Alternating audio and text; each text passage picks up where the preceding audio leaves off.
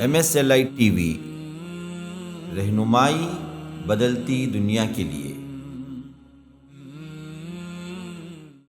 اور جو لوگ بے ایمان ہیں، کفر و شرک کی راہ پر چلے ہوئے ہیں، ان کے ولی ہوتے ہیں طاغوت۔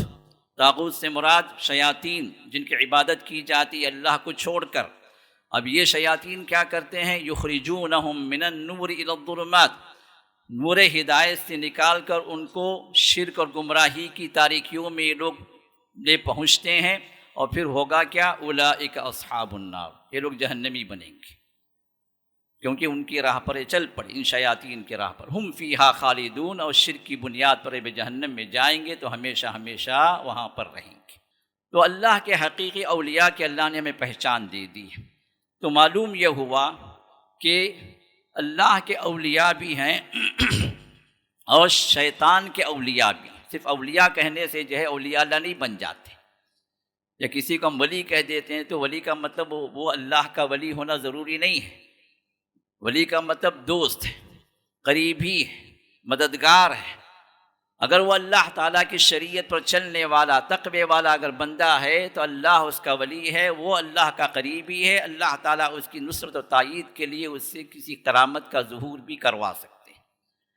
لیکن اگر وہ شریعت کا مخالف ہے، شیاطین کی راہ پر چل نکلا ہے، شیطان نے اس کو جو ہے کسی اور راہ پر لے نکالا ہے، اور اس کی زندگی شریعت کی مخالفت میں ہے، عقیدے توحید سے بہت دور ہے، شرک اور کفر کی دعوت دینے والا ہے، اب اگر اس سے کوئی کرامت کا ظہور ہوتا ہے تو در حقیقت یہ ولی شیطان ہے، اولیاء اس شیطان میں داخل ہے، جس کے بارے میں اللہ نے خود فرمایا انا جعلنا الشیاطین اولیاء للذین لا یؤمنون۔ یہ سورہ اعراف آیت نمبر 27 میں اللہ نے فرمایا انا جعلنا الشیاطین اولیاء، ہم نے شیاطین کا اولیاء بنا دیا، کن کے لیے؟ جو بے ایمان ہے۔ اب پہچاننا یہ ہے کہ اللہ کا ولی کون ہے، شیطان کا ولی کون ہے، تاکہ ہمیں معلوم ہو کہ اللہ کے ولی سے جو کرامتیں ظاہر ہوتی ہیں وہ اللہ تعالیٰ کی طرف سے ہوتی ہیں، اور شیاطین کے اولیاء کی جانب سے، اولیاء شیطان سے جو چیزیں ظاہر ہوتی ہیں وہ چیزیں شیاطین کی جانب سے ہوتی ہیں۔ ان الحمد للہ نحمده ونستعینه ونستغفره ونؤمن به ونتوکل علیہ ونعوذ باللہ من شرور انفسنا ومن سیئات اعمالنا، من يهده الله فلا مضل له ومن يضلله فلا هادي له، ونشهد أن لا إله إلا الله وحده لا شريك له، ونشهد أن محمدًا عبده ورسوله، أما بعد فإن خير الحديث كتاب الله، وخير الهدى هدى محمد صلى الله عليه وسلم، وشر الأمور محدثاتها، وكل محدثة بدعة، وكل بدعة ضلالة، وكل ضلالة في النار۔ أيها المسلمون، فقد قال الله تعالى في كلامه العزيز: الله ولي الذين آمنوا يخرجهم من الظلمات إلى النور، والذين كفروا أولياؤهم الطاغوت يخرجونهم من النور إلى الظلمات، أولئك أصحاب النار هم فيها خالدون۔ وقال في موضع آخر: ألا إن أولياء الله لا خوف عليهم ولا هم يحزنون الذين آمنوا وكانوا يتقون۔ حاضرین جمعہ، ہر طرح کی کبریائی و بڑائی، ہر قسم کی حمد و ثنا، ہر طرح کی تسبیح و تقدیس و تحمید و تمجید صرف اس اللہ وحدہ لا شریک لہ کے لیے لائق ہے، جس نے ہمیں اور آپ کو ایمان کی دولت سے نوازا، صحیح توحید کی طرف گامزن کیا، اہل سنت الجماعت کے عقیدے اور ان کے منہج اور ان کے اوصاف کو جاننے والے اور اس پر عمل کرنے والے، اس کو اختیار کرنے والوں میں سے بنایا۔ الحمدللہ علی ذالک۔ کروڑا درود و سلام ہو ہمارے اور آپ کے آخری پیغمبر جناب محمد مصطفیٰ صلی اللہ علیہ وسلم پر، جنہوں نے ہمیں ہدایت کی، ہر بات کی طرف رہنمائی فرمائی اور ضلالت و گمراہی کے ہر شر سے ڈراوا دیا۔ حاضرین جمعہ، جو لوگ پابندی کے ساتھ ہمارے اس مسجد میں حاضر ہو رہے ہیں یا ہوتے رہے ہیں، ان سے یہ بات چھپی نہیں ہے کہ ہمارے پچھلے 3 خطبے اہل سنت والجماعت کون ہیں، ان کا عقیدہ کیا ہے، ان کا منہج کیا ہے، اور ان کی صفات و اخلاق و اوصاف کیا، ان پر ہمارے 3 خطبے ہو چکے ہیں۔ جو لوگ حاضر نہیں ہو سکے یا سن نہیں سکے، ان سے ہماری گزارش ہے کہ یہ ہمارے خطبے جو آن لائن موجود ہیں ہمارے سائٹ پر مسجد السلام کے MSLI پر، اس کو سننے کی کوشش کریں۔ اللہ ہم سب کو ہدایت پر قائم رکھے، آمین یا رب العالمین۔ تو آج کا عنوان بھی اسی سے ایک گنا مرتبط ہے، ریلیٹڈ ہے، اس اعتبار سے کہ عقیدے اہل سنت والجماعت کے اندر ایک عقیدہ یہ بھی ہے کہ اللہ تعالیٰ اپنے اولیاء کو کرامتوں سے نوازتے ہیں۔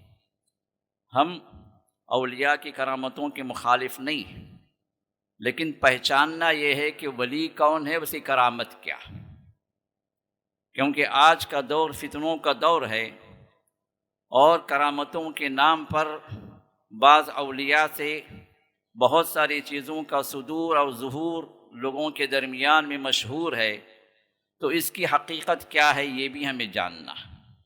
عام طور پر لوگ کہتے ہیں کہ یہ اہل حدیث لوگ ہیں، یہ سلفی لوگ ہیں، یہ کرامتوں کو نہیں مانتے، یہ کرامتوں کا انکار کرتے ہیں۔ یہ غلط الزام ہے، کیونکہ کرامتوں کا اولیاء اللہ سے صادر ہونا یہ سلف صالحین سے ثابت ہے، اور صحابہ سے بھی بعض کرامتوں کا ظہور ہوا۔ اس پر عقیدہ ہمارا صحیح ہے، اس اعتبار سے کہ اللہ تعالیٰ کے جو حقیقی اولیاء ہیں، جو سچے اولیاء ہیں، جو اولیاء اللہ ہیں، ان سے کرامتوں کا ظہور ہو سکتا ہے۔ اب اس حقیقت کو پہچاننے کے لیے یا اس عقیدے کی وضاحت کے لیے آج کا ہمارا جو عنوان ہے وہ ہے کرامات اولیاء اولیاء کی کرامت۔ اب یہ ٹاپک 2 حصوں میں بٹا ہوا، ایک ہے اولیاء، دوسرے ہیں ان کی کرامتیں، دوسرا ٹاپک ہے ان کی کرامتیں۔ تو کرامتوں کو پہچاننے کے لیے، جاننے کے لیے سب سے پہلے ہم یہ جانیں کہ یہ اولیاء ہیں کون، تاکہ اس اعتبار سے ہم کرامتوں کو سمجھ سکیں۔ اللہ تعالیٰ نے ارشاد فرمائے، میں نے 2 آیتیں 2 مقامات سے آپ کے سامنے میں نے تلاوت کی۔ پہلی آیت سورۃ البقرہ کے اندر آیت نمبر 257، جس میں اللہ نے ارشاد فرمایا، اللہ ولی الذین آمنوا، اللہ ان لوگوں کا ولی ہے جو ایمان لائے۔ تو پھر اللہ کیا کرتا ہے ایسے لوگوں کے لیے؟ یخرجہم من الظلمات الی النور، گمراہی کی تاریکیوں سے ان کو نکال کر ہدایت کی روشنی کی طرف اللہ لے آتا ہے اپنے اس ولی کو۔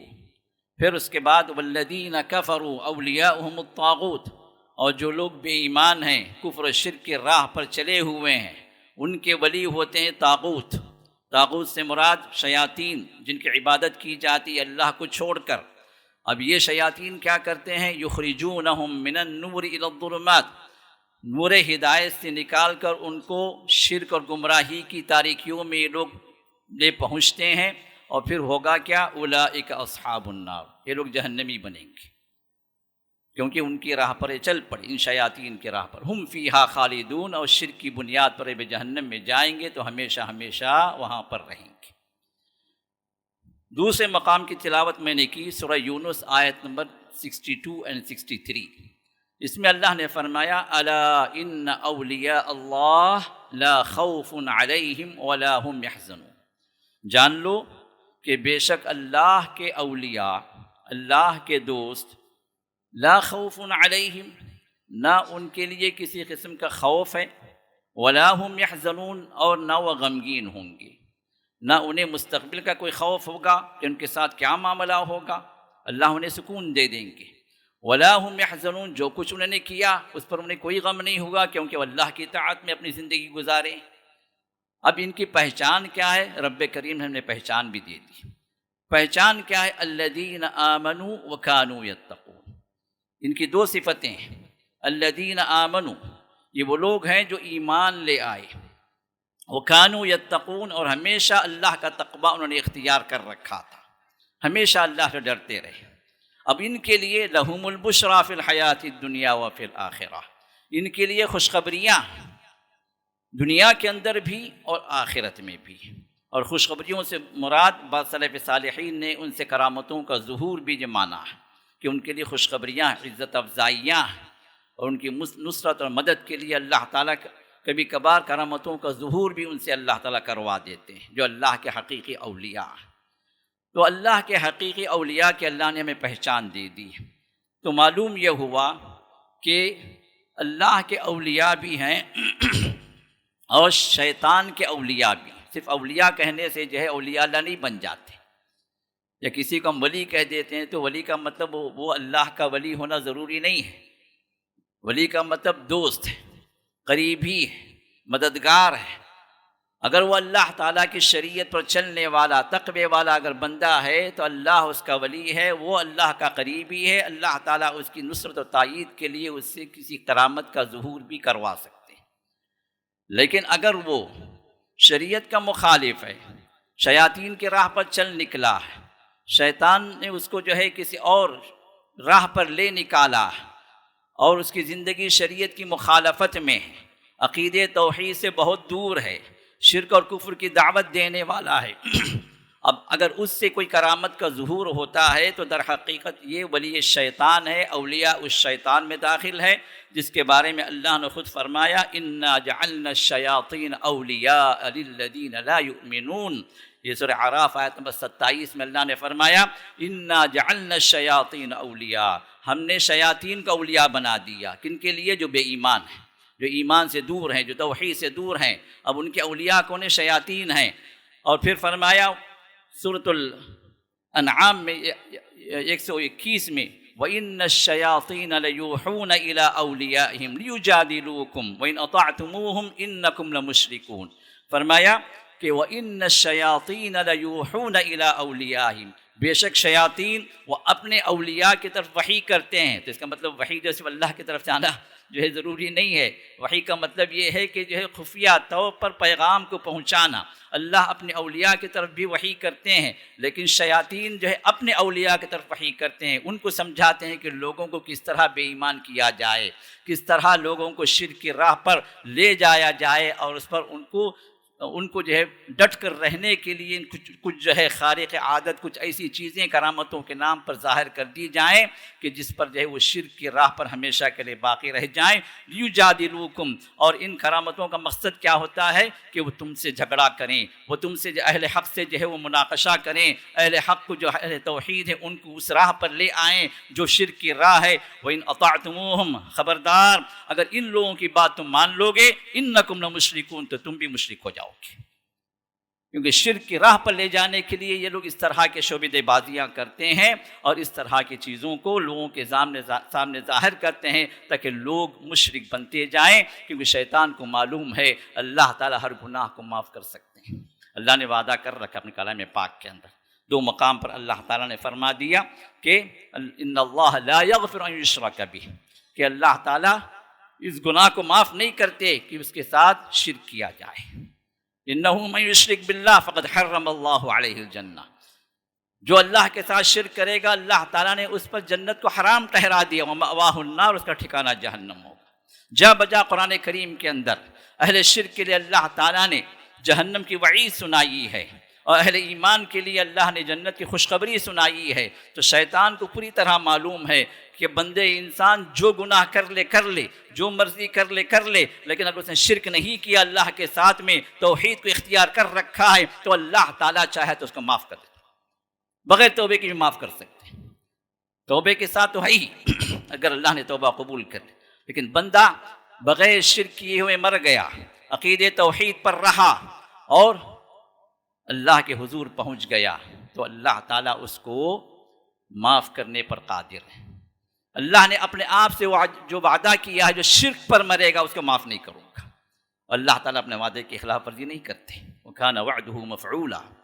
اللہ تعالیٰ اپنے وعدے کو پورا کرنے والے. وَمَنْ أَصْدَقُ مِنَ اللَّهِ حَدِيثًا. اللہ سے بڑھ کر سچا اور کون ہے؟ وَمَنْ أَصْدَقُ مِنَ اللَّهِ قِيلًا. اللہ تعالیٰ سے بڑھ کر جو ہے کون جو ہے کس کی بات سچی ہو سکتی ہے؟ تو اللہ تعالیٰ جس بات کے لیے خود سے وعدہ کیے ہیں اپنے کلام پاک کے اندر رکھ دیے ہیں قیامت تک کے لیے، اس کی معافی نہیں ہے جو شرک اور کفر پر مرے. شیطان کو معلوم، شیطان ہم سے زیادہ ہمارے بارے میں جانتا ہے. شیطان کو ہماری شریعت کا بھی علم ہے، کیسے کیسے بھٹکانا بندوں کو پوری طرح باخبر ہے. آدم علیہ السلام سے لے کر آج تک کون سے کام اگر کریں تو کیسے کیسے لوگ جو ہے بھٹکیں گے راہوں سے. اور سب سے بڑا شیطانی مشن یہ ہے کہ لوگوں کو شرک پر لا لے اور شرک پر باقی رکھے مرتے دم تک. اس کی پوری کوشش ہمیشہ سے رہی اور ہے، رہے گی، اس کو یاد رکھیں. اب لوگوں کو شرک کی راہ کی طرف لانے کے لیے وہ اپنے چند کارندوں کو، اپنے ایجنٹوں کو تیار کرتا ہے، اور یہ لوگوں کے درمیان میں ان کے تصورات میں، ان کے کانسیپٹس میں، ان کی بلیف میں پھیلا دیتا ہے کہ فلاں جو ہے یہ اللہ کا ولی ہے، دیکھو اس سے کرامتیں ظاہر ہو. اب حقیقت میں اگر آپ دیکھیں گے تو اللہ کا ولی نہیں ہے، وہ شیطان کا ولی ہے. اب جو کرامتیں جو ظاہر ہو رہی ہیں اس کی طرف شیاطین کی طرف سے اللہ نے خود فرما دیا ہے کہ ان الشیاطین لیوحون الی اولیاءہم. یہ شیاطین جو ہے اپنے اولیاء کی طرف وحی کرتے ہیں، اور وجہ کیا ہے کہ شرک کی طرف لائیں. اور اللہ نے فرمایا اگر تم ان کی طرف چلے گئے تو تم بھی مشرک بن جاؤ گے. اب پہچاننا یہ ہے کہ اللہ کا ولی کون ہے، شیطان کا ولی کون ہے، تاکہ ہمیں معلوم ہو کہ اللہ کے ولی سے جو کرامتیں ظاہر ہوتی ہیں وہ اللہ تعالیٰ کی طرف سے ہوتی ہیں، اور شیاطین کے اولیاء کی جانب سے، اولیاء شیطان سے جو چیزیں ظاہر ہوتی ہیں وہ چیزیں شیاطین کی جانب سے ہوتی ہیں. کیسے فرق کریں، کیسے معلوم؟ تو سب سے پہلی چیز یہ ہے کہ ہمیں جاننا ہے کہ اللہ کا ولی کون. سورہ یونس آیت نمبر 62 اور 63 میں جو میں نے آپ کے سامنے تلاوت کی تو اللہ نے فرمایا الا ان اولیاء اللہ، جان لو کہ بے شک اللہ کے جو اولیاء ہیں، اللہ کے جو دوست ہیں، اللہ کے جو قریبی ہیں، ان کا حال کیا ہے؟ لا خوف علیہم، اللہ تعالیٰ ان پر کوئی خوف مسلط نہیں کرتے، کیونکہ سب سے بڑا خوف ان کا اللہ کے ساتھ ہوتا ہے. دنیا کی کوئی خوف انہیں خوف زدہ نہیں کر سکتی، دنیا کی کوئی مشکل انہیں خوف زدہ نہیں کر سکتی، دنیا کی کوئی طاقت ان کا بگاڑ نہیں سکتی، کسی خوف مبتلا نہیں ہوتے. اللہ تعالیٰ ان کے دلوں پر سکینت نازل فرماتے ہیں، سکون و اطمینان ایسا ہوتا ہے، ایمان سے لبریز ان کا دل ہوتا ہے، ایمان کی روشنی سے ان کی زندگی منور رہتی ہے، کوئی خوف ان پر غالب نہیں آتا. دنیا میں کوئی کتنا بھی ڈرا دے، ان کی جان لے لے، ان کا مال ہڑپ کر لے، ان کی بیوی بچوں کو ختم کر دے، کسی سے ڈرنے والے وہ لوگ نہیں ہوتے، کیونکہ اللہ نے ان پر کوئی خوف مسلط کیا ہی نہیں. وہ اللہ سے ڈرنے والے پر، اللہ ہی کو سب کچھ سمجھنے والے ہوتے ہیں، تو ایسے بندوں پر خوف کہاں سے ہوگا؟ وَلَا هُمْ يَحْزَنُونَ، اور نہ وہ غمگین ہوں گے، اپنے پاسٹ کو لے کر کوئی ان کو غم نہیں ہوگا، کیونکہ انہوں نے جو کچھ بھی اللہ کی رضامندی کے لیے کام کیا، جو کچھ بھی انہوں نے کیا ہے وہ رب کو راضی کرنے کے لیے، رب کی جنتوں میں داخل ہونے کے لیے کیا. اور محمد رسول اللہ صلی اللہ علیہ وسلم نے حدیث قدسی میں جو صحیح حدیث ہے اس میں آپ نے ارشاد فرمایا ولی کی صفت ذرا سن لیں. اس حدیث حضرت ابو ہریرہ سے مروی ہے، جس میں اللہ کے رسول صلی اللہ علیہ وسلم نے ارشاد فرمایا کہ اللہ نے فرمایا، اور اللہ نے فرمایا اگر یہ بات اگر حدیث میں آتی ہے تو وہ حدیث قدسی ہے. احادیث کے اندر سب سے بلند مرتبے کی جو حدیث ہوتی ہے جس میں محمد رسول اللہ صلی اللہ علیہ وسلم خود اپنی بات کو اللہ کی طرف منسوب کرتے ہیں کہ اللہ نے اس طرح فرمایا. تو فرماتے ہیں محمد رسول اللہ صلی اللہ علیہ وسلم نے، اللہ نے فرمایا، کیا فرمایا؟ من عادى لي وليا، 6 باتیں ہیں اس کے اندر. من عادى لي وليا فقد آذنته بالحرب، جس نے میرے کسی ولی سے دشمنی کی میں نے اس سے جنگ کا اعلان کیا. اللہ اکبر، بہت بڑی بات، بہت بڑی بات. جو اللہ تعالیٰ کے کسی ولی کے ساتھ دشمنی کرے، اس کی مخالفت کرے اس اعتبار سے کہ اس کو ذلیل کرے، تو اللہ تعالیٰ اسے جنگ کا اعلان کرتے ہیں، فقد آذنتہ بالحرب۔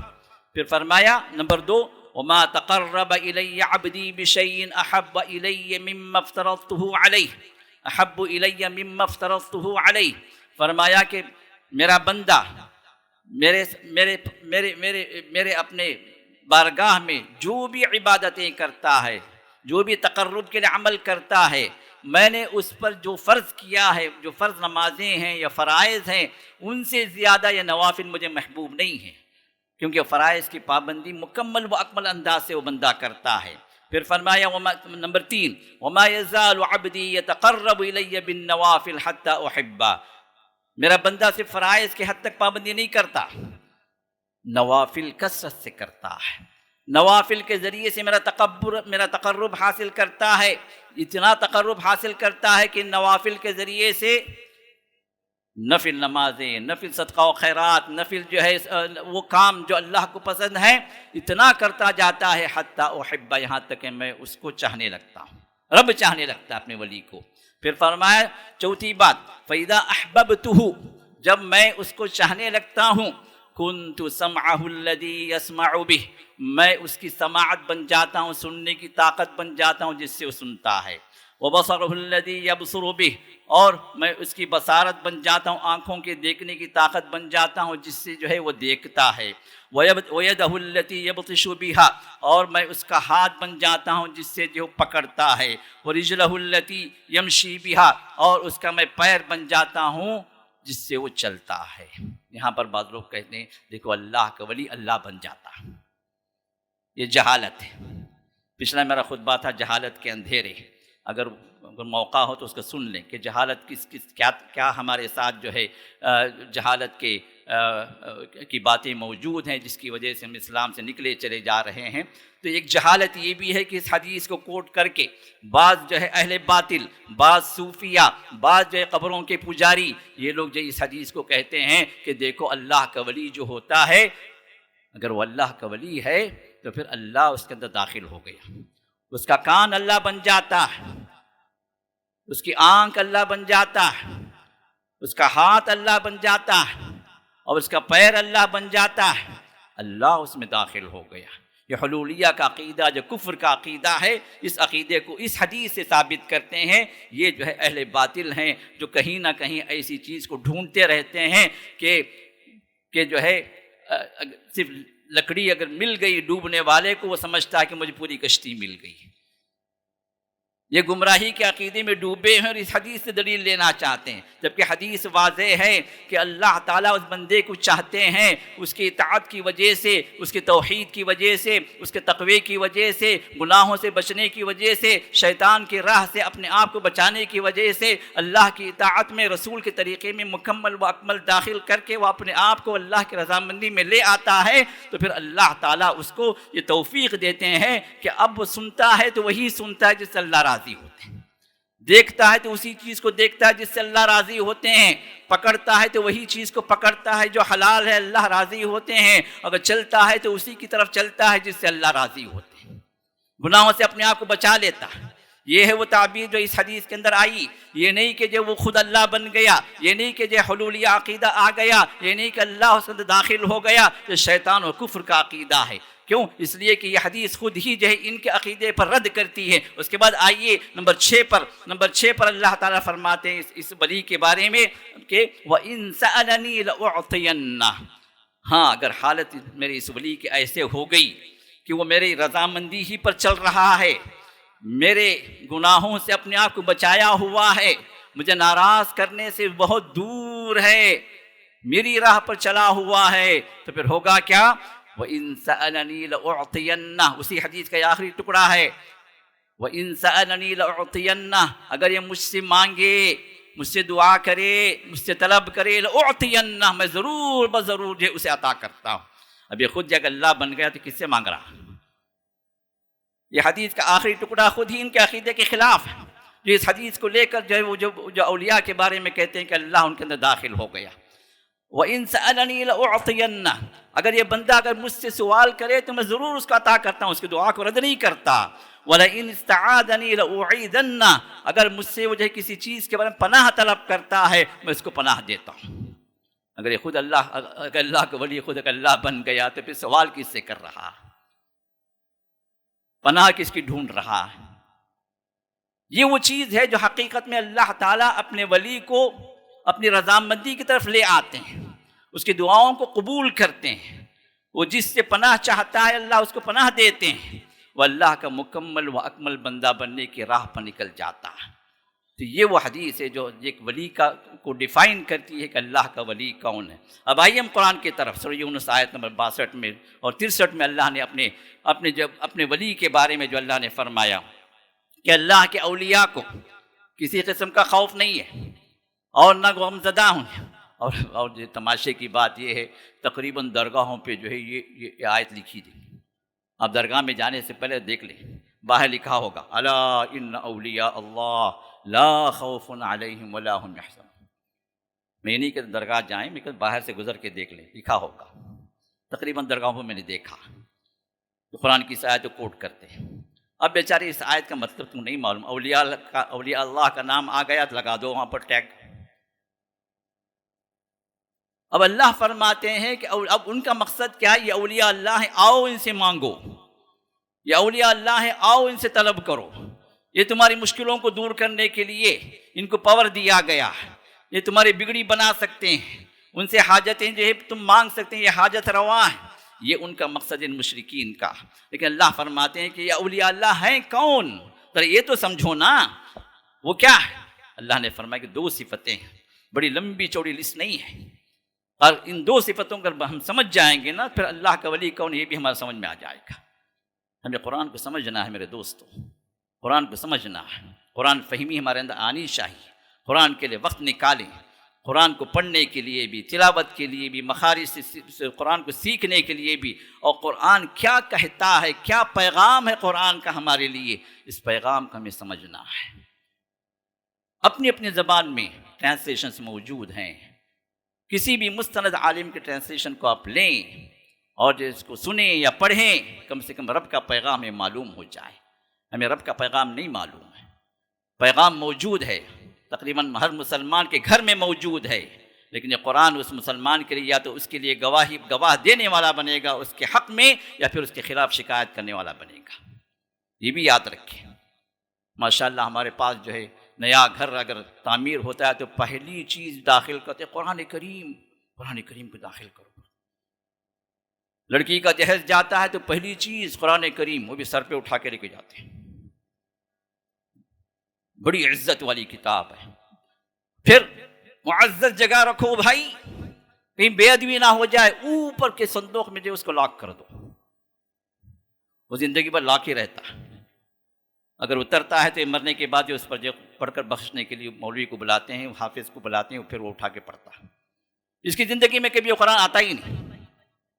یہ ہے ہمارے پاس قرآن کا مرتبہ، قرآن کی عزت۔ اللہ نے اس کے لیے قرآن نازل نہیں کیا، کتاب انزلناہ الیک مبارک لیدبروا آیاتہ، یہ مبارک کتاب کو اللہ نے نازل کیا کیوں؟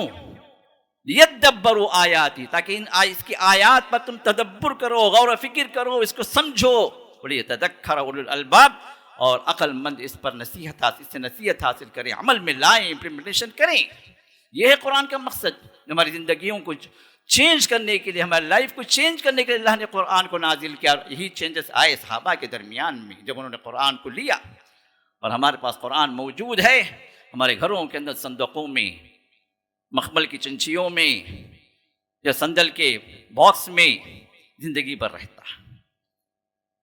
اللہ کی قسم یہ قرآن ہمارے لیے ہمارے خلاف شکایت کرنے والا بنے گا اگر یہی حال ہمارا رہا۔ اور اللہ تعالیٰ اپنے کلام کی شکایت کو سنیں گے جس طرح اپنے کلام کی شفاعت کو سنیں گے، کیونکہ قرآن اور روزہ اور رسول یہ تینوں شفاعت کریں گے قیامت کے دن، اور ان تینوں کی شفاعت کو اللہ قبول بھی کریں گے، اور ان تینوں کی شکایت کو اللہ سنیں گے۔ تو قرآن کریم میں اللہ تعالیٰ نے اپنے ولی کی صفت اللہ نے بیان فرما دی، جو آیت نمبر 63 میں سورہ یونس میں جا کر پڑھی آپ، فرمایا الذین آمنوا وکانوا یتقون۔ 2 ہی صفتیں، الذین آمنوا، جو صحیح ایمان لائے، جو ایمان لائے، ایمان میں مکمل ہوئے، وکانوا یتقون، اور دوسری صفت کیا ہے؟ ہمیشہ اللہ سے ڈرتے رہے۔ یا کانو جو ہے یہ وہ صیغہ ہے جو صفت استمرار کا، کنٹینیوس، ہمیشہ ڈرتے رہے زندگی بھر، جب تک موت کا آخری لمحہ، جب تک سانس ان کی اکھڑی نہیں، ملک الموت ان کی روح کو جب تک نہیں لے کر گئے، وہ تقوی پر ہی رہے۔ اب دو صفتوں کو اللہ بیان فرماتا، ذرا میرے اس پوائنٹ کو غور کریں۔ ولی کی صفت میں، ولی اللہ کی صفت میں یا اولیاء اللہ کی صفت میں اللہ نے دو باتوں کا ذکر کیا۔ بات کچھ کڑوی ہو سکتی ہے، بعض لوگوں کے لیے کچھ نئی ہو سکتی ہے، بعض لوگوں کو جو پہلی مرتبہ سن رہے ہیں ہضم بھی نہیں ہو سکتی، لیکن حقیقت ہے۔ غور کریں، میں آپ کو دعوت فکر دیتا ہوں، ذرا غور کریں میری اس بات پر۔ قرآن کریم میں اللہ نے دو صفتوں کو اللہ نے بیان فرمایا کہ اللہ کا ولی کون ہے۔ پہلی صفت ایمان، دوسری صفت تقوی۔ اب ہم میں سے ہر ایک بولے گا میں ایمان والا، میں تقوی والا، لیکن ڈیفائن کون کرنا، کون فیصلہ دینا، کون آپ کے بارے میں کہنا ہے کہ بھائی آپ ایمان والے ہیں، کون آپ کے بارے میں کہنا ہے کہ تقوی والے ہیں، کس کے علم میں؟ اللہ کے علم۔ ایمان وہ چیز ہے جو در حقیقت ہمارے دلوں کے اندر مستقر ہوتا، جو دل کے اندر ہے۔ منافقین آئے تھے نا اللہ کے رسول کے پاس، منافقین اللہ کے رسول کے منکر نہیں تھے۔ اذا جاءک المنافقون قالوا نشهد انک لرسول اللہ، سورہ منافقین کی پہلی آیت۔ جب منافقین آپ کے پاس آتے ہیں تو کہتے ہیں کہ ہم گواہی دیتے ہیں کہ بے شک اب اللہ کے رسول ہیں۔ اللہ فرماتے ہیں واللہ یعلم انک لرسول، اللہ تعالیٰ کو بہت بہتر معلوم ہے کہ تم اللہ کے رسول ہو اے محمد صلی اللہ علیہ وسلم۔ واللہ یشہد ان المنافقین لکاذبون، لیکن اللہ گواہی دیتے ہیں کہ منافقین اپنے قول میں جھوٹے ہیں۔ منافق کہہ رہا ہے کہ لا الہ الا اللہ محمد رسول اللہ، منافق کہہ رہا ہے کہ اشہد ان لا الہ الا اللہ واشہد انک رسول اللہ، گواہی دے رہا ہے، اللہ گواہی قبول نہیں کر رہے، جھوٹا ہے بظاہر مسلمان۔ کیوں جھوٹا؟ اس لیے کہ ان کے دلوں کے اندر ایمان، دلوں کے اندر کفر بھرا ہوا تھا، دل ہدایت سے خالی تھے، دل کے اندر اللہ میرا رب ہے، میرا خالق ہے، میرا معبود ہے، وہی معبود ہے، وہی اکیلا حقدار ہے میری عبادتوں کا، یہ عقیدہ نہیں تھا۔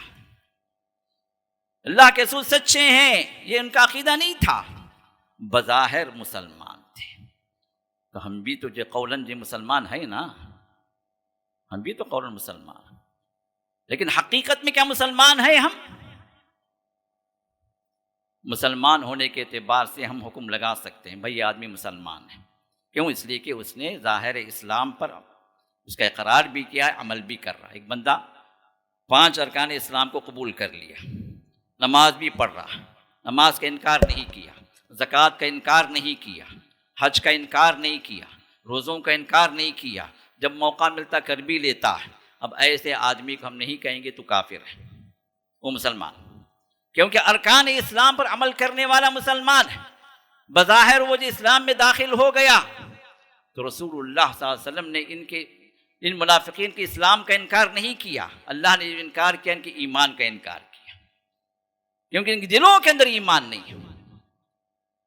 اسی طرح کچھ بدو آئے رسول اللہ کے پاس، کچھ قبیلے، جب اسلام غالب ہو گیا، اسلام پھیلنے لگا، جب پتہ چل گیا کہ بھائی اسلام اب یہی وہ اکیلا دین ہے جو غالب ہونے والا ہے، شرک کا قلقمہ ہوگا جزیرہ عرب سے، اور اگر ہم جو ہے اسلام میں داخل نہیں ہوئے تو پھر ہمارا بھی قلقمہ ہو جائے گا، ہمارے بربادی ہے، چلو ہم بھی مسلمان ہو جاتے ہیں۔ تو کئی قبیلے آئے اطراف و اکناف کے، یہ بدو قبیلے تھے، مسلمانوں کے عتاب سے بچنے کے لیے، ان سے جنگ نہ کرنے کے لیے یہ لوگ اپنے آپ کو بظاہر مسلمان کر لیے، آ کے شہادت دے دی، گواہی دے دی۔ تو اللہ نے فرمایا، سورہ حجرات کی آخری آیات پڑھیے، وقالت الاعراب آمنا قل لم تؤمنوا ولكن قولوا اسلمنا ولما يدخل الايمان في قلوبكم۔ یہ بدو لوگ کہتے ہیں آمنا، ہم ایمان لائے، قل لم تؤمنوا، اے نبی آپ کہیے تم ایمان نہیں لائے۔ یہ لوگ کہتے ہیں ہم ایمان لائے، رب کہتا کہ نہیں، نبی آپ کہیے ان کو، بولیے، پیغام دیجئے تمہارا ایمان نہیں ہے، تم بے ایمان ہو۔ کیوں؟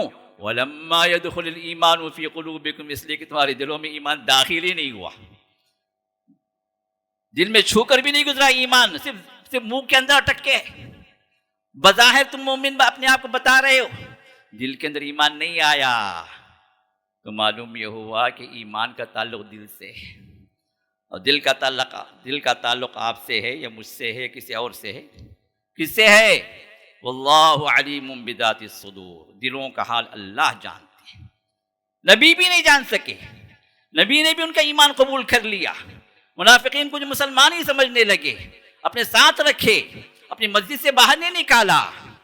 یہ بدو لوگ جب آئے تو اللہ کے رسول نے نہیں فرمایا کہ تم بے ایمان ہو، لیکن رب نے نازل کر دیا کہ بے ایمان ہیں، دل کے اندر ایمان نہیں آیا ان کے۔ مال غنیمت تقسیم ہو رہا ہے کسی جنگ کے بعد، غالباً سعد بن ابی وقاص ہیں، وہ ایک اور صاحب کو لا کر کہتے ہیں یا رسول اللہ صلی اللہ علیہ وسلم یہ بھی ایمان والے ہیں۔ کیا فرماتے ہیں؟ اے اللہ کے رسول ان کو بھی مال غنیمت سے دیجئے، یہ بھی ایمان والے ہیں۔ اللہ کے رسول صلی اللہ علیہ وسلم نے ارشاد فرمایا او مؤمن ھذا، کیا تم جانتے ہو کہ ایمان والا ہے؟ ایمان کی گارنٹی تم دے رہے ہو، ان کی تم گواہی دے رہے ہو کہ اس کے دل کے اندر ایمان ہے؟ کوئی گواہی نہیں دے سکتا۔ جب ایمان کا تعلق دل سے ہے اور دل کا تعلق اللہ سے ہے، کوئی آدمی کسی کو کسی کے بارے میں پوائنٹ آؤٹ کر کے یہ نہیں کہہ سکتا کہ وہ ایمان والا ہے۔ ہاں ہم کہہ سکتے ہیں، اب آپ لوگ بیٹھے ہوئے ہیں، اے ایمان والوں کی جماعت، یہ عام بات ہے۔ اللہ نے اپنے کلام پاک کے اندر 89 ٹائمز اللہ نے فرمایا یا ایھا الذین آمنو، اے لوگو جو ایمان لائے ہو، ہم سب داخل ہیں اس کے۔ لیکن آپ ایمان والے ہیں، کوئی یہ کہے کہ میں ایمان والا ہوں، اس کی یہ قول نہ ایکسیپٹڈ ہے، نہ کہنے کے لیے اس کے اندر کوئی گنجائش، کیونکہ ایمان کا تعلق رب کریم نے دلوں سے جوڑ دیا، اور دلوں کا حال اللہ بہتر جانتا۔ اب یہ ایمان کس کے اندر کتنا ہے وہ ہمیں نہیں معلوم، کس پرسنٹ میں ہمیں نہیں معلوم۔ نبی علیہ الصلوۃ والسلام نے جن جن کے لیے ایمان کی گواہی دی، ہم کہیں گے وہ ایمان والے۔ جن کے ایمان کے اعلیٰ درجے ہونے کی گواہی دی، ہم کہیں گے ان کا درجہ ایمان کا اعلیٰ درجے کا تھا۔ جیسے سب سے اعلیٰ درجے کا ایمان اپنے صحابہ میں سے ابوبکر صدیق کا تھا۔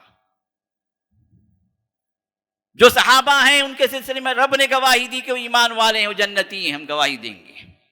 لیکن صحابہ کے بعد کسی بھی شخص کے لیے نہ ہم ایمان کی گواہی دے سکتے ہیں، نہ اس کے جنت کی گارنٹی دے سکتے ہیں۔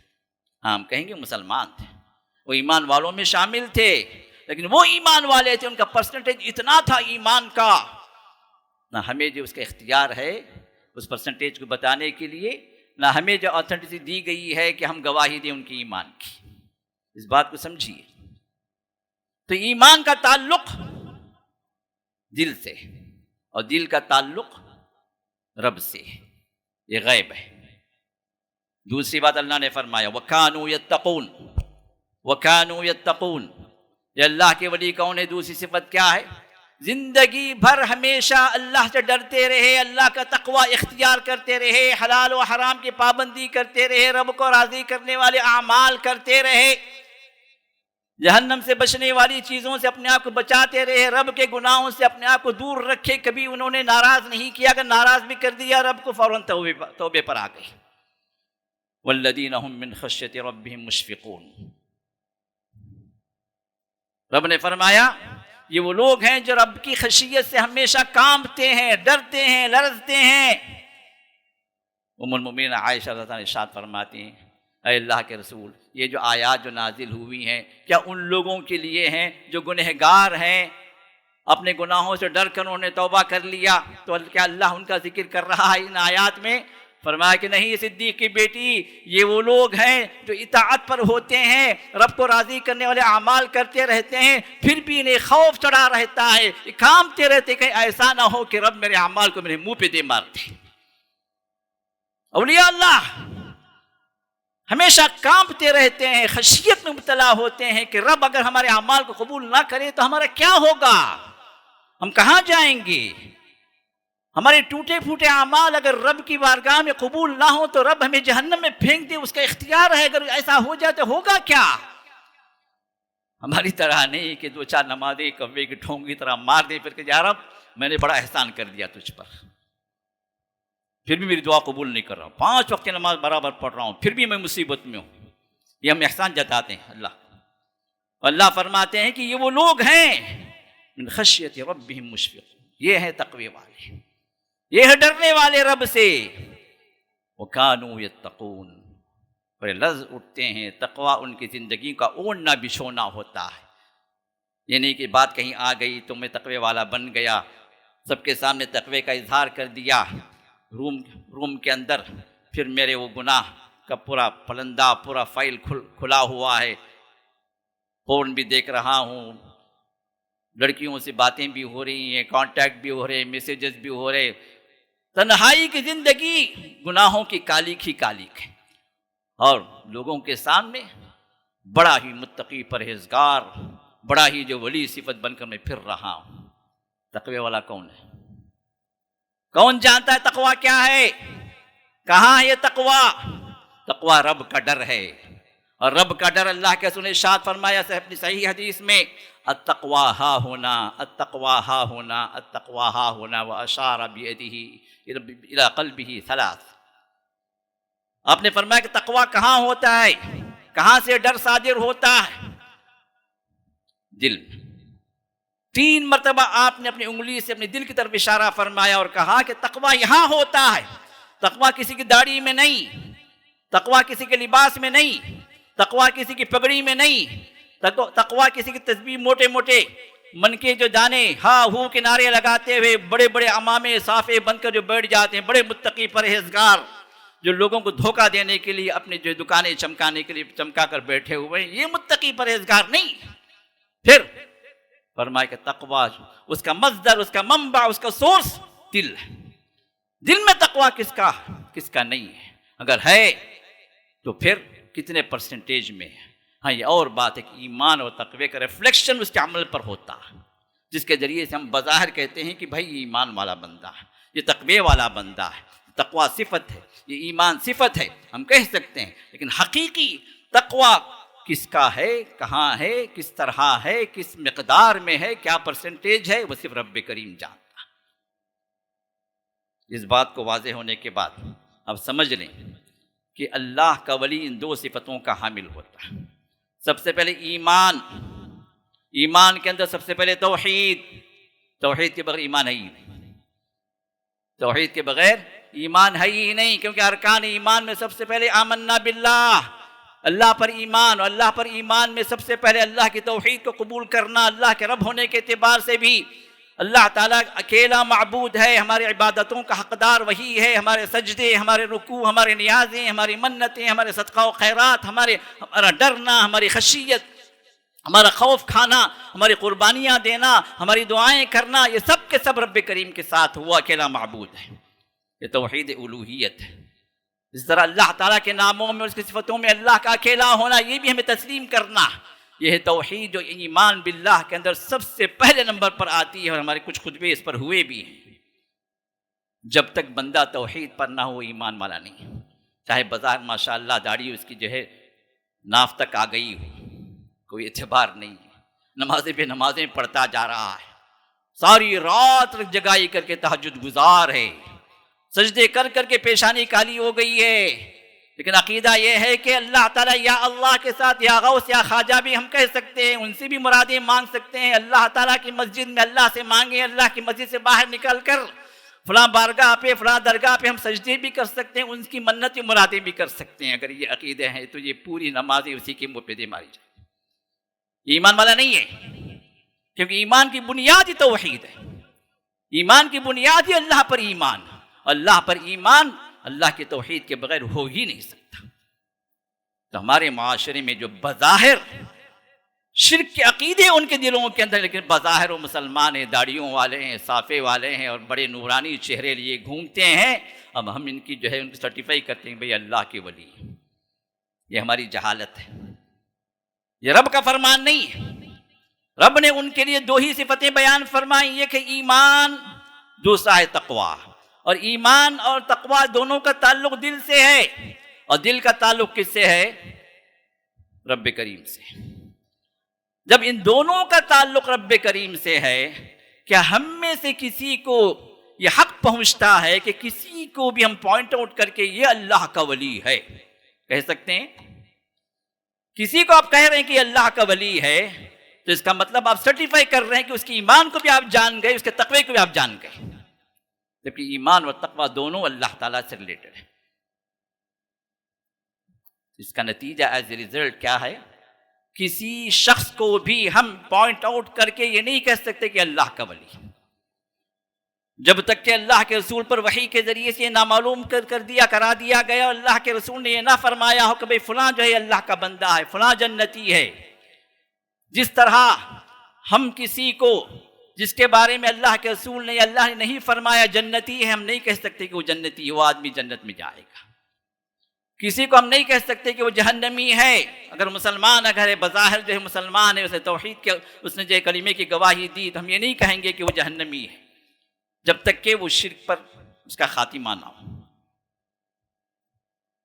شرک بظاہر عمل ہے لیکن توحید بظاہر ایک عمل ہے، لیکن اس کے پیچھے جو ایمان اور کفر ہے اس کا تعلق اللہ تعالیٰ سے. یہ دلوں کا حال ہے. تو ایمان کا تعلق اللہ تعالیٰ سے ہے، تقوی کا تعلق اللہ تعالیٰ سے ہے، اور یہ دو چیزیں جس کے اندر مکمل و اکمل ہوں گی اسی پرسنٹیج کے اعتبار سے وہ اللہ کا ولی ہے.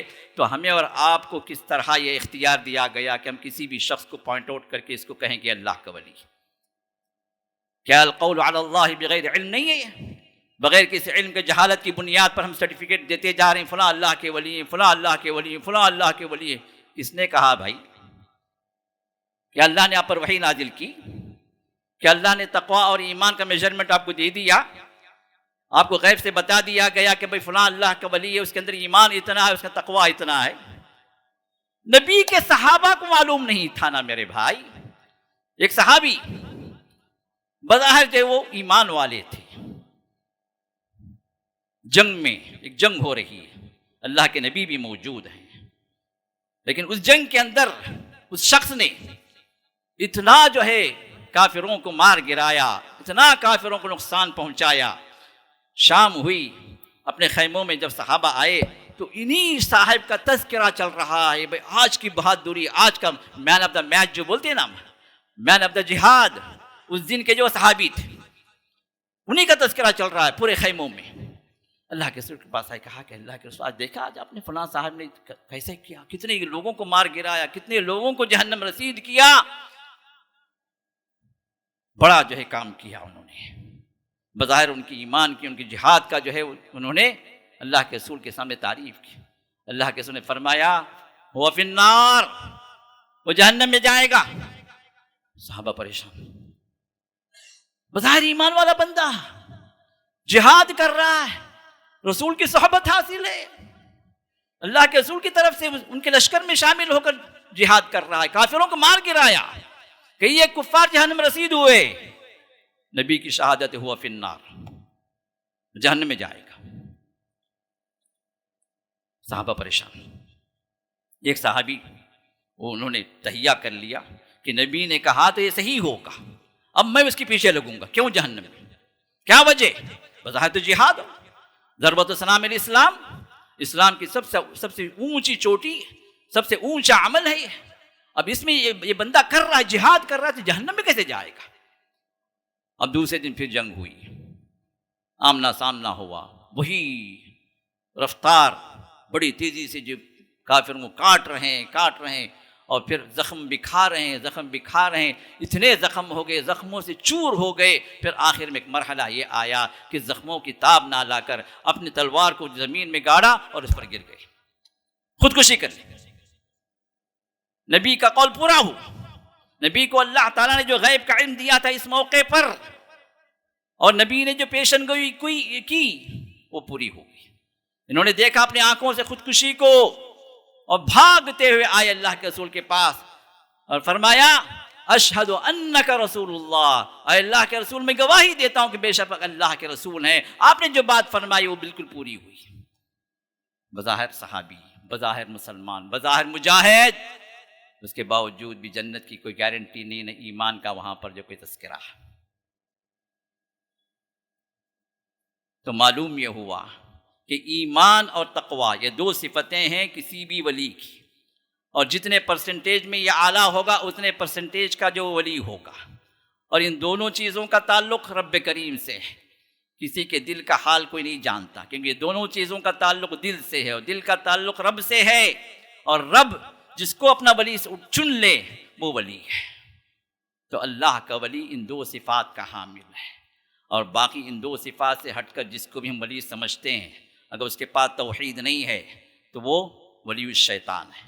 اگر وہ شرک کی راہ کی طرف بلا رہا ہے تو ولی اللہ نہیں ہے، ولی الشیطان ہے۔ اگر آپ کو شرک کی راہ پر دعوت دے رہا ہے، شرکی اعمال کی طرف لے کر پہنچ رہا ہے، وہاں غیر اللہ کے نیازیں، غیر اللہ کے دربار میں ان کے اندر ان کے جو ہے ان کے چڑھاوے، ان کی درگاہوں پر جو ہے وہاں پر منتیں مرادیں، اگر یہ چیزیں ہو رہی ہیں تو وہ اللہ کا ولی نہیں ہے، وہ شیطان کا ولی ہے۔ اس اڈے پر شیاطین کا جمع ہونا ثابت ہے، کیونکہ اللہ نے فرمایا کہ ایسے جگہوں پر شیاطین کا جمگھٹا ہوتا ہے، اور یہاں پر جو بھی جو ہے کرامتیں ہوتی ہیں وہ ان شیاطین کی جانب سے شعبدہ بازیاں ہوتی ہیں، کیونکہ وہ اللہ کے اولیاء کے نام پر نہیں، وہ شیاطین جو ہے ہو سکتا ہے اللہ کا ولی رہا ہو کسی زمانے میں، اللہ بہتر جانتا ہے، لیکن وہاں پر ان کا نام لے کر جو کچھ بھی کاروبار چل رہا ہے، لوگوں کو شرک کی طرف دعوت دی جا رہی ہے، یہ سب وہ چیزیں ہیں جو رب کو ناراض کرنے والی۔ جب رب ناراض ہو گیا، وہ ناراض ہونے کے مقامات ہیں،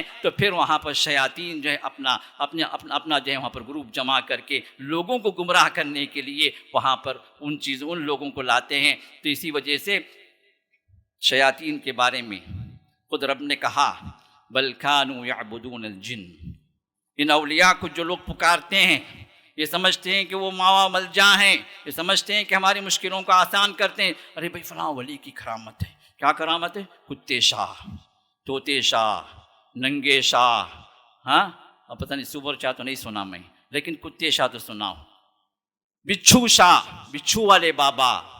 اب یہ جتنی بھی جو لوگوں نے بنا رکھے ہیں، ایک ننگے شاہ بھی ہیں، زندگی بھر ننگے رہے، اور ایسے لوگوں کو لوگ ولی بنا کر رکھے ہیں جو زندگی میں انہوں نے غسل ہی نہیں کیا، جنابت پر جنابت کے غسل ان پر طاری ہے، پتہ نہیں کتنے سو جنابتوں کا غسل ان پر طاری ہے۔ کرامت کیا ہے؟ کبھی انہوں نے غسل نہیں کیا۔ کرامت کیا ہے؟ کبھی وہ نہائے نہیں۔ کرامت کیا ہے؟ ہمیشہ یہیں پر بیٹھے رہتے ہیں، گانجا چرس اسی کے اندر نشے میں ڈوبے رہتے ہیں، جا کے ان کے پیر چھوتے ہیں، ان سے جی بابا ہمارے لیے دعا کریں، ہمیں آشیرواد دیں۔ یہ طریقے ہیں جو ہندوؤں کے طریقے ہیں۔ ہوش کے ناخن لے مسلمانوں، کس جہالت کی طرف جا رہے ہیں؟ کن کو اولیاء بنا کر رکھا ہے ہم نے؟ کیا یہ الذین آمنوا وکانوا یتقون کے صفت پر پورے اترتے ہیں؟ یہ کیسی جہالت ہے ہماری؟ من گھڑت کہانیاں کرامتوں کے نام پر لوگوں نے ایجاد کر رکھی ہیں۔ اب یہ دو صفتیں جو بیان کی، یہ قرآن کی صفتیں ہیں۔ ان صفتوں پر آپ پہچانیں کہ اللہ کا ولی کون ہے۔ جب ہم نہیں پہچان سکتے کہ اللہ کا ولی کون ہے، کیونکہ ایمان بھی ہمیں نہیں معلوم، ایمان کا پتہ بھی ان کے دل میں کیا ہے، اور تقویٰ بھی ان کے دل میں کیا ہے ہمیں نہیں معلوم، پھر ہم کسی کو بھی خاص کر کے یہ اللہ کا ولی ہے نہیں کہہ سکتے۔ جب ہم نہیں کہہ سکتے تو ان کے درگاہوں، یہ درگاہیں جو بنی ہوئی ہیں، فلاں بابا کی درگاہ، فلاں شاہ کی درگاہ، فلاں قادری ہے، فلاں چشتی ہیں، فلاں سہروردی ہیں، فلاں ہیں، یہ جو بنے ہوئے مزارات، یہ لوگوں کی کاروبار کی جگہ ہیں۔ ان کے ناموں کے ذریعے سے کاروبار کیا جا رہا ہے، اور ایک کاروبار میں سب سے پہلا کاروبار ایمان کا کاروبار ہے۔ سب سے پہلا کاروبار عقیدے توحید کو مٹانے کا کاروبار ہے۔ سب سے پہلا کاروبار، بنیادی کاروبار ان کے کفر و شرک کا کاروبار ہے، جس کی وجہ سے وہ لوگ آپ کے شرک کو پھیلا کر، آپ کے ایمان کو ڈبو کر، آپ کے پیسوں پر بھی، آپ کے مال پر بھی نظر ہوتی۔ سب سے پہلے عقیدہ بگڑا، سب سے پہلے جہنم کے راہ پہ چلے اس کاروبار کے۔ اب شیاطین یہی کاروبار چلائے ہوئے ہیں، اس کو ہمیں سمجھنے کی ضرورت ہے، اور ان لوگوں سے اپنے آپ کو بچانے کی ضرورت ہے، اور کسی کو پوائنٹ آؤٹ کر کے ہم سرٹیفائی نہیں کر سکتے کہ اللہ کا ولی ہے، پھر وہاں جا کر آپ وہاں مانگیں، وہاں جو ہے برکت کے لیے جائیں، یہ بات کا مسئلہ ہے، لیکن پہلے وہ اللہ کا ولی ہے ہی یا نہیں وہ آپ کو نہیں معلوم ہے، تو کس بنیاد پہ آپ جا رہے ہیں؟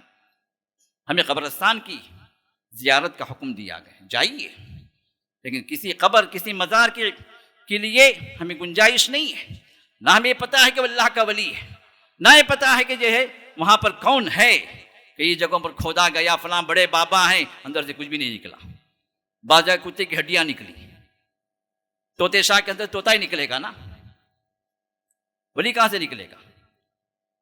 اگر کوئی انسان اگر تھا بھی وہاں پر تو کون تھا، کب مرا، اس کی زندگی کیا تھی، وہ تقوی والا تھا یا نہیں تھا، وہ ایمان والا تھا نہیں تھا، کوئی پتہ نہیں۔ پھر بھی لوگ جو ہے بنائے ہوئے ہیں ان مزاروں کو، اور مزاروں کو اٹھانے کا اللہ کے رسول نے حکم دیا، اور ان مزاروں کو بنا کر ہم وہاں پر ان کی درگاہوں پر جا کر ان سے مانگنا یا اس کو برکت کی جگہ سمجھنا، یہ ہماری گمراہی ہے، یہ ہماری جو ہے وہ چیزیں ہیں جو ہم شریعت سے بہت دور چلے جا رہے ہیں، کیونکہ ہمیں حقیقی شریعت کا پتہ نہیں۔ اب رہی یہ بات کہ اولیاء اللہ تعالیٰ کی پہچان ہم کیسے کریں، جس کے ذریعے سے کرامتیں صادر ہوں۔ جب میں نے شروع میں کہا کہ کرامتیں یہ صادر ہو سکتی ہیں، کیونکہ کرامت اللہ تعالیٰ کسی ولی سے صادر کرتے ہیں، یا تو اس کی تائید میں مشکل میں پھنس گیا، اب اللہ تعالیٰ اس کو مشکل سے نکالنے کے لیے کوئی کرامت کا صدور کرتے ہیں، یا اس کے اعزاز میں، کرامت کا مطلب اعزاز، تکریم، عزت افزائی، اس کی عزت، اس کی ایمان کی عزت افزائی میں اللہ تعالیٰ اس کے ساتھ کوئی مسئلہ کرتے ہیں۔ کچھ کرامتیں اللہ کے رسول سے پہلے جو لوگ گزرے ہیں، اقوام سابقہ، پرانی قومیں، ان میں سے بعض کی کرامتیں صادر ہوئی ہیں۔ یہ 5 چیزیں میں بتاؤں گا انشاءاللہ، اور کچھ کرامتیں ہیں جو صحابہ سے بھی ثابت ہوئی ہیں۔ 10 واقعات ہمیں ملتے ہیں صحابہ کی تاریخ میں، اس کا بھی میں ذکر کروں گا تاکہ یہ نہ سمجھیں کہ بھئی کرامت کا یہ منکر ہے، نہیں، کرامتیں ہیں، لیکن اللہ جس سے صادر کروانا چاہتے ہیں۔ ایمان اور تقوی کی بنیاد پر یہ میجرمنٹ اللہ کو معلوم ہے، ہمیں اور آپ کو نہیں معلوم ہے، تو کسی کو سرٹیفائی نہیں کر سکتے کہ اللہ کا ولی ہے۔ لیکن اللہ اگر جو ہے کسی کے ایمان پر اور کسی کے تقوی پر اللہ تعالیٰ مہربان ہو جائے، اس سے کچھ کرامت صادر کروانا چاہتا ہے تو یہ ہو سکتا ہے۔ تو انشاءاللہ اگلے خطبے میں آپ کے سامنے جو پچھلی اقوام میں جو کرامتیں آئیں وہ بھی بیان کروں گا، بعض صحابہ سے جو کرامتیں صادر ہوئیں وہ بھی انشاءاللہ بیان کروں گا۔ اگر وقت ملے تو ہمارے دور کے اندر جو کرامتوں کا ظہور ہے اس کی حقیقت کیا ہے یہ بھی انشاءاللہ آپ کے سامنے رکھوں گا۔ اللہ کی توفیق سے اللہ تعالیٰ ہمیں حق کو سمجھنے والے بنائے، اللہ تعالیٰ ہمیں حق پر عمل کرنے والے بنائے، اللہ تعالیٰ ہمیں قرآن فہمی عطا فرمائے، قرآن سے اللہ تعالیٰ ہمیں قریب کر دے، ہدایت پر چلنے والے بندوں میں اللہ ہم سب کو شامل فرمائے۔ جو سن رہے ہیں، جو بیٹھے ہوئے ہیں، جو دیکھیں گے، دیکھ رہے ہیں، اللہ تعالیٰ ہم سب کی مغفرت فرمائے، تمام مسلمانوں کی مغفرت فرمائے، اللہ تعالیٰ ہم میں سے ہر ایک کو جنتی بنائے، محمد رسول اللہ کی شفاعت اور آپ کی صحبت اللہ ہم سب کو نصیب فرمائے، ہمارے اہل و عیال کے ساتھ، والدین کے ساتھ، رشتہ داروں کے ساتھ، دوست احباب کے ساتھ اللہ ہم سب کو جنتوں میں داخل فرمائے، آمین یا رب العالمین۔ بارک اللہ لی ولکم فی القرآن العظیم ونفعنی وإیاکم بالآیات والذکر الحکیم، انہ تعالی جواد کریم۔ الحمد لله على إحسانه والشكر له على توفيقه وامتنانه، وأشهد أن لا إله إلا الله وحده لا شريك له تعظيما لشأنه، وأشهد أن محمدا عبده ورسوله الداعي إلى رضوانه، صلى الله وسلم عليه وعلى آله وصحبه وإخوانه وسلم عليه تسليما كثيرا كثيرا، أما بعد۔ حاضرین جمعہ، ایک اہم بات کی طرف مجھے توجہ مبذول کرانی ہے۔ ہمارے احباب بعض الحمدللہ آ رہے ہیں جمعہ کو، اور ہمارے خطبوں سے وہ استفادہ بھی کر رہے ہیں، لیکن افسوس کی بات یہ ہے کہ امام ممبر پر آنے کے بعد آتے ہیں، اور امام ممبر پر آنے کے بعد آنے سے جمعے کا جو خصوصی ثواب جو اللہ کے رسول نے ذکر فرمایا وہ ثواب انہیں نہیں ملتا۔ یہ ثواب کی کیٹیگریز: اونٹ کی قربانی، اللہ کے راہ میں دینا، پھر دوسری گھڑی پہ جو بندہ آیا وہ اللہ کے راہ میں گائے کی قربانی، تیسری گھڑی میں جو بندہ آیا وہ بکرے کی قربانی، چوتھی گھڑی میں جو بندہ آیا وہ اللہ کے راہ میں ایک مرغی صدقہ کرنا، اور آخری امام ممبر پر چڑھنے سے پہلے جو اذان ہے، اذان سے پہلے کوئی بندہ مسجد میں داخل ہو گیا تو سب سے لیسٹ اس کو ثواب جو دیا جاتا ہے وہ اللہ کے راہ میں ایک انڈا جو ہے صدقہ دیا۔ جو یہ بھی نہیں کر سکا، اللہ اکبر، امام ممبر پر چڑھا اور اذان ہو گئی، اذان شروع ہو گئی، تو پھر فرشتے جو ہے رجسٹر بند کر کے بیٹھ جاتے ہیں، تو جمعے کا خصوصی ثواب ان سے نکل جاتا ہے۔ آتے تو ہیں لیکن خصوصی ثواب سے محروم ہو گئے۔ جمعہ ہمارا جو ہے یہ سردار ہے ایام کا، دنوں کا، اس کے لیے ہم خصوصی اہتمام کریں۔ آتے تو ہیں، تھوڑا سا جلدی آ جائیں، امام ممبر پر آنے سے پہلے پہلے آ جائیں تاکہ جمعے کا ثواب آپ کو ملے. اور بعض لوگ جمعے میں آتے ہیں اور جو اپنے ساتھ موبائل کے اندر یہ ہماری انگلی تو جو ہے ہمیشہ جو کچھ نہ کچھ کرتی رہتی ہے نا، تو موبائل بھی جو ہے اب یہاں سننے کی بجائے موبائل میں مشغول ہے. پھر آئے کیوں بھائی؟ امام خطبہ دے رہا ہو تو آپ کے لیے ذکر کی بھی اجازت نہیں، قرآن کی تلاوت کی بھی اجازت نہیں، سوائے کہ ایک تحیۃ المسجد آپ پڑھ سکتے ہیں، 2 رکعت پڑھ کر بیٹھ جائیں، وہ بھی مختصر. جمعہ کا خطبہ سننا ہی سننا ہے، کوئی حرکت نہیں کرنا آپ کو. اور بندہ جو موبائل لے کے بیٹھا ہوا ہے، اس کے اندر جو میسیجز چل رہے ہیں، چیٹنگ چل رہی ہے، تو جمعے کا جو ثواب وہ بھی گیا اور جمعہ بھی اس کا گیا. فلا جمعۃ لہ ومن لغا فلا جمعۃ لہ. اللہ کے رسول فرمایا جو لغو کام کیا خطبے کے دوران اس کا جمعہ ہی ختم ہو گیا. تو ان چیزوں سے اپنے آپ کو بچائیں. جمعے کا یہ خاص مقام ہے، خاص جو ہے اس کا اجر ہے، ثواب ہے، اس کو حاصل کرنے کے لیے جلدی بھی آئیں اور جو ہے ان چیزوں سے اپنے آپ کو بچا کر امام کے خطبے کو غور سے سنیں. اللہ تعالی ہم سب کی توفیق عطا فرمائے. ان اللہ وملائکتہ یصلون علی النبی یا ایھا الذین آمنوا صلوا علیہ وسلموا تسلیما. اللهم صل علی محمد وعلى آل محمد كما صليت على إبراهيم وعلى آل إبراهيم إنك حميد مجيد. وبارك على محمد وعلى آل محمد كما باركت على إبراهيم وعلى آل إبراهيم إنك حميد مجيد. اللهم أعز الإسلام والمسلمين وأذل الشرك والمشركين ودمر أعداء الدين واحمي حوزة الإسلام يا أرحم الراحمين. إن الله يأمر بالعدل والإحسان وإيتاء ذي القربى وينهى عن الفحشاء والمنكر والبغي يعظكم لعلكم تذكرون. واذكروا الله يذكركم وادعوه يستجب لكم ولذكر الله تعالى أكبر. السلام علیکم ورحمۃ اللہ وبرکاتہ. آپ کو اطلاع ہے کہ یہ مرکز السلام لنشر اسلام سن 2009 میں اس کی بنیاد پڑی اور اس کے قیام میں شیخ حافظ جاوید ربانی رحمہ اللہ کی ان کی قربانیاں تھیں، ان کی کوششیں تھیں، ان کے ساتھ ان کے اصحاب تھے، ان کے شاگرد تھے. ان لوگوں کی کافی کاوشیں رہیں جو اللہ تعالیٰ نے اپنے فضل و کرم سے اس کو ایک ثمردار بار آور درخت بنا دیا.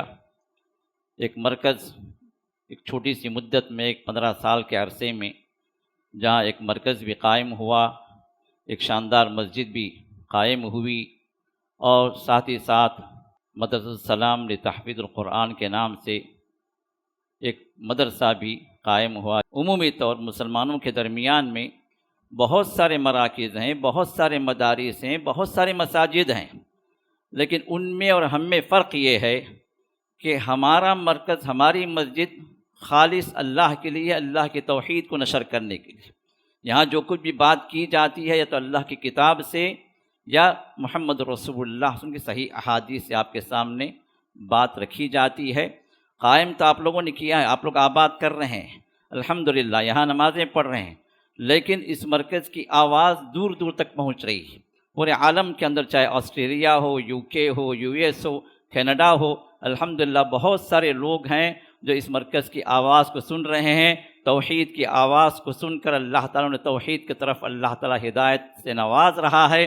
یہ مرکز الحمدللہ اسی راہ پر گامزن ہے. اللہ سے ہم دعا بھی کرتے ہیں کہ اللہ تعالیٰ ہمیں اسی راہ پر قائم رکھے.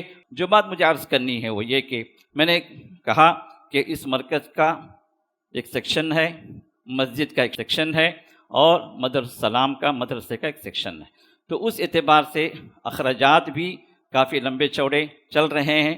مسجد کا جو خرچ ماہانہ جو آ رہا ہے ہمارے پاس، اس میں میڈیا بھی شامل ہے، ٹیکسز بھی شامل ہیں، لفٹ وغیرہ کے جو اخراجات شامل ہیں، ایڈمن کے آفس شامل ہے، یہ اخراجات جو بھی ہیں وہ جو 90,000 پر منتھ آ رہا ہے. اور مسجد کے اعتبار سے جو مینٹیننس ہے، مسجد کا اسٹاف ہے اور مسجد کا مینٹیننس ہے، یہ 90,000 ہے. الحمدللہ کچھ تعاون کر رہے ہیں، کرنٹ بل کے سلسلے میں تعاون چل رہا ہے. اس کے باوجود بھی یہ اخراجات وہ ہیں جو ہمارے لیے اوور برڈن ہے. مسجد کے لیے آپ جو ہے صدقات و خیرات استعمال کریں، زکوٰۃ کا استعمال نہ کریں. اور اسی طرح مرکز جو ہے، مرکز کے اعتبار سے جو اخراجات جو چل رہے ہیں ہمارے پاس، وہ جو ہے تقریباً جو 93,000 ہیں مراکز کے لیے. اور مدرسوں کے لیے علماء نے فتویٰ دیا ہے کہ آپ زکوٰۃ بھی استعمال کر سکتے ہیں. اور اسی طرح سب سے زیادہ خرچ جو آ رہا ہے ہمارے پاس وہ ہے مدرسے کا خرچ، جس میں تقریباً 80 طلباء حفظ کی تعلیم انہیں دی جا رہی ہے اور حفظ کے ساتھ ساتھ انہیں اکیڈمک بھی دی جا رہی ہے۔ ہمارے پاس پڑھنے والا جو بھی بچہ ہے الحمدللہ جہاں حفظ میں وہ آگے ہے، الحمدللہ اکیڈمک بھی اس کو ساتھ ساتھ مل رہی ہے۔ جب بچہ یہاں سے نکلے گا حفظ کر کے تو وہ حافظ قرآن بھی ہوگا اور 10th کے قابل بھی ہوگا کہ 10th کا ایگزام وہ دے سکے گا NIOS کے ذریعے سے، تو دین میں بھی آگے ہوگا انشاءاللہ اور دنیا میں بھی وہ پیچھے نہیں ہوگا۔ تو یہ دونوں کو لے کر ہم چل رہے ہیں، اور اسی طرح اس نئے اکیڈمک میں ہم جو ہے انشاءاللہ لڑکیوں کا بھی انتظام کر رہے ہیں۔ ایک ایڈیشنل جو ہے الحمدللہ ایک شعبہ ہم قائم کر رہے ہیں جہاں پر لڑکیاں بھی حفظ کے لیے آئیں گی ڈے اسکول کے اعتبار سے، بعد نماز فجر، جس طرح ڈے اسکول ہمارا چل رہا ہے بعد نماز فجر سے لے کر عصر تک، اسی طرح لڑکیاں بھی انشاءاللہ آنے والے اکیڈمک سے انشاءاللہ ان کا بھی انتظام حفظ کے اعتبار سے چلے گا، جس میں ان کو اکیڈمک کی بھی تعلیم ہوگی اور قرآن کے بھی وہ حافظات بنیں گی انشاءاللہ۔ مقصد یہ ہے کہ ہمارے بچے جو ہے وہ دین پر آ جائیں، حافظ قرآن بن جائیں، ساتھ ساتھ ان کو اسکول کی تعلیم بھی برابر ملے، یہ مقصد ہے۔ تو اس اعتبار سے فیسز پر ہم زیادہ زور نہیں دیتے، لیکن ہم آپ سے اپیل کرتے ہیں کہ جو بھی جو اس معاملے میں تعاون کر سکتا ہے، اگر ایک ایک بچے کو بھی کوئی اسپانسر کرنا چاہے تو وہ کر لے سکتا ہے۔ بورڈنگ کے بچے کو اسپانسر کرنا چاہے تو 8,000 ہے، اور جو ہے اسی طرح ڈے اسکول کے بچے کو اسپانسر کرنا چاہے تو 5,000 ہے ماہانہ۔ تو جو بھی اسپانسر کرنے کے لیے اللہ نے جن کو دولت دی ہے وہ ضرور اس معاملے میں آگے بڑھیں، کیونکہ یہ بچے جو ہے تعلیم پا کر آپ کے لیے ثواب جاریہ مل، آپ کے لیے صدقہ جاریہ بن جائیں گے۔ آپ چلے جائیں گے لیکن یہ بچہ جب تک پڑھتا رہے گا، قرآن پڑھاتا رہے گا، دین کا علم عام کرتا رہے گا، وہ جو ہے انعامات، وہ جو ہے ثواب آپ کے اکاؤنٹ میں جمع ہوتا رہے گا۔ تو لہٰذا ابھی کل جو ہے ہمارے اخراجات جو ماہانہ جو آ رہے ہیں، اور وہ کیا ہے، ماہانہ تقریباً 4 لاکھ روپے کا خرچ آ رہا ہے۔ جیسے میں نے کہا 90,000 جو ہے مسجد کا، اور جو 93,000 جو ہے وہ مرکز کا، اور جو ہے 2,28,000 جو ہے وہ مدرسہ السلام کا ہے۔ تو کل ملا کر 4 لاکھ ہے۔ اب اللہ تعالیٰ جس کو جو توفیق دے وہ آگے بڑھے۔ ہمارے تینوں اکاؤنٹ الگ الگ ہیں، مسجد کا اکاؤنٹ الگ ہے، مرکز کا اکاؤنٹ الگ ہے، اور اسی طرح جو ہے مدرسے کا اکاؤنٹ بھی الگ ہے۔ تو اس اعتبار سے آپ جس میں بھی تعاون کرنا چاہیں آپ کے لیے دروازہ کھلا ہے۔ اللہ تعالیٰ اس مرکز کو قائم رکھے، اس کے کاموں کو اللہ قبول فرمائے، ہمیں اور آپ کو اس مرکز کا مددگار بنائے، اور اسی طرح جس طرح یہاں جمع فرمایا ہے اللہ ہم سب کو اپنی جنتوں میں بھی جمع فرمائے، آمین یا رب العالمین۔ بارک اللہ فیک۔